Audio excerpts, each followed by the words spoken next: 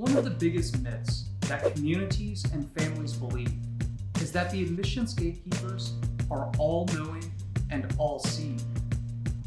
Students worry that universities will see their social media posts or contact their counselors to verify that they volunteered for 15 hours at the food bank. My name is Kevin Martin, and I've helped hundreds of students and families gain admission to their dream schools while staying sane. And working in and around college admissions for the past decade makes me realize that it's highly undemocratic. It bears a closer resemblance to entry into medieval priesthoods than a level playing field open to all comers. And in this video, I'm going to get a little bit of philosophical and slightly religious when I say that admissions gatekeepers are not omniscient gods. It isn't a coincidental turn of phrase that we call admissions reviewers gatekeepers. And this comes from the Christian notion of St. Peter, who's the apocryphal keeper of the keys to heaven. He alone possesses the book of names, granting souls admission to heaven's pearly gates or descent into hell. In the Gospel of Matthew 16:19, Jesus offers to Peter, "I will give you the keys to the kingdom of heaven, and whatever you bind on earth shall be bound in heaven, and whatever you loose on earth shall be loosed in heaven." And Peter must be held accountable for his actions. He has skin in the game. He understands the gravity of his decisions and what's at stake. If he allows dastardly souls into heaven, then he risks catastrophe. But in our admissions story, universities face few, if any, consequences for their behavior. They lack accountability, and obviously, praying to them doesn't do any good. Souls seeking entrance to heaven at least have the benefit of knowing who's potentially sending them to hell.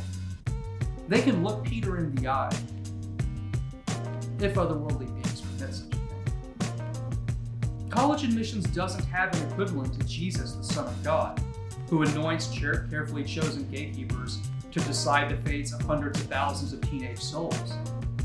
Admissions gatekeepers seem omniscient and all-powerful to their applicants, but they're not. Most of the few thousand professionals in America's top universities stumbled into their admissions jobs. Turnover rates are high, with most first-time counselors exiting the profession within 2 years. Many campuses even outsource their admissions file review to non-counselor readers who are paid $15 to $25 an hour. No high school student dreams of enrolling in college to work in the office that makes admissions decisions. I've yet to read or assist with a college essay that declares that working in college admissions is their dream job. That means there is no typical academic major that leads to an admissions position.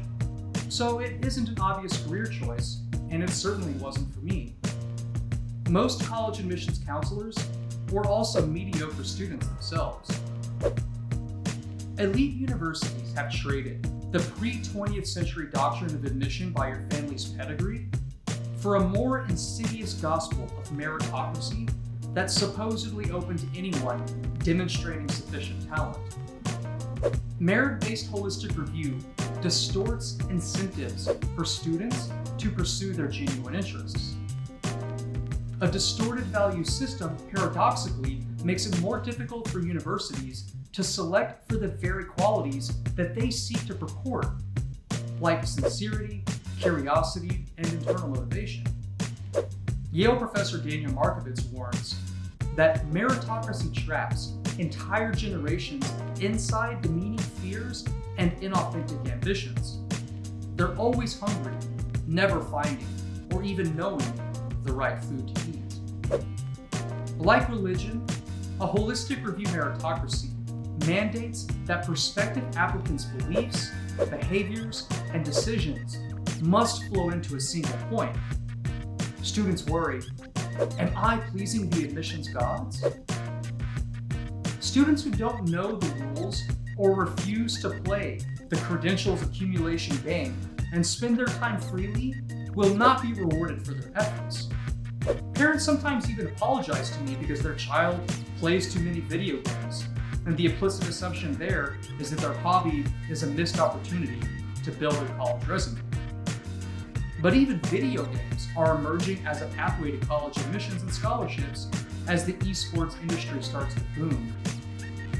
Unstructured play and hobby time without adult supervision or college admissions consequences are increasingly rare or non-existent, especially in affluent communities.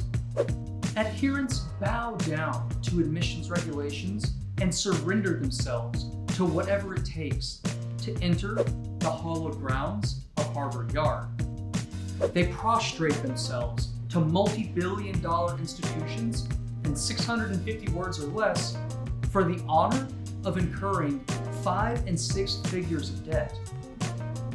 Substituting the Eucharist's wine for M&Ms and Diet Coke, the admissions gatekeepers are modern-day high priests who deliberate on Zoom and around closed-door conference rooms. Their pulpit is your mailbox and inbox, and their holy texts are a catalog of glossy brochures and spammy emails.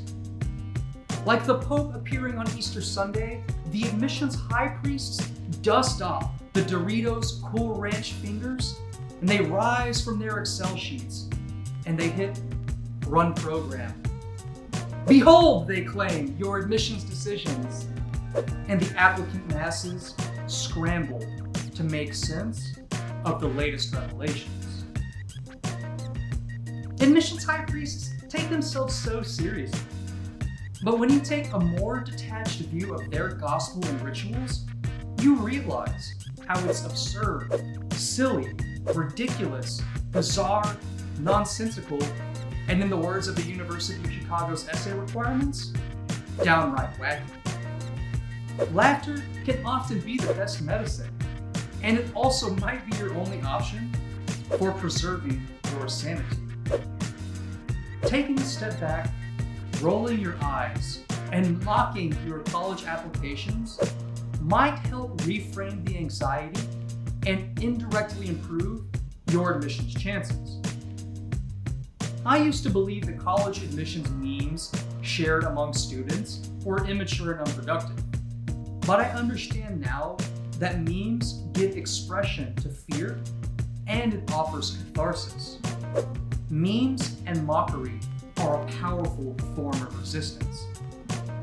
Many families believe these admissions fictions, accepting blindly that what the admissions high priests say gives them their power at the expense of your independence of thought. Universities claim to seek innovative thinkers and community disruptors, yet applicants are expected to have unquestioned faith in a highly unfair admissions system. You are less likely to question the rules and pay the application fees if you perceive their expectations as legitimate and their rules as fair. Their reassurances of fairness are nothing except public relations speak to cover for their revenue-generating agendas. The obvious conclusion is that elite universities do not care about you. Thanks for watching. I hope you enjoyed this video. Don't forget to like and subscribe. You can find my email in the information section of this video, so feel free to reach out if you're interested in working together.